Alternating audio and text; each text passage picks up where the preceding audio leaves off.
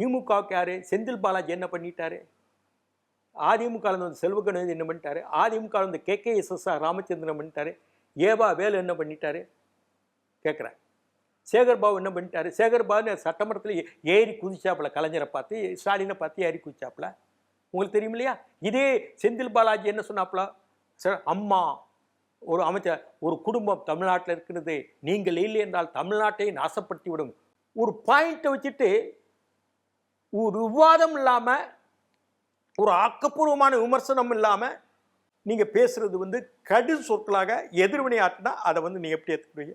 நான் இதை எதிர்வினை அப்படி நான் கலைஞர்லாம் பேசுறது இல்லையா? பேசினவங்க நீங்க திமுக கோல வச்சுறாங்க. நீண்ட ஒரு நெடிய வரலாறு இருக்கு. நீதி கட்சி, பிறகு சுவராஜ்ய கட்சி, பிறகு சுதந்திரம் பெற்ற காங்கிரஸ்.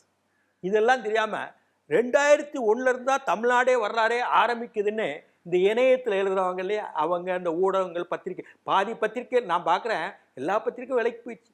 ஒரு சில பத்திரிகைகள் ஒரு நியாயமாக எழுதுது, அதுக்கு போகாமல் என்ன சொல்ல முடியும்? ஒரு பத்திரிகை ஆசிரியர் நேற்று வரைக்கும் திட்டிட்டு இருந்தார், இப்போ அவங்கள ஆதரித்து எழுத ஆரம்பிச்சிட்டார். எனக்கே நல்லா தெரியும். இப்படியான சூழ்நிலையில் என்னத்தை சொல்ல, விதியை விதியை தமிழ் சாதியன்னு பாரதி பாட்டு தான் நினைவுக்கு வருது.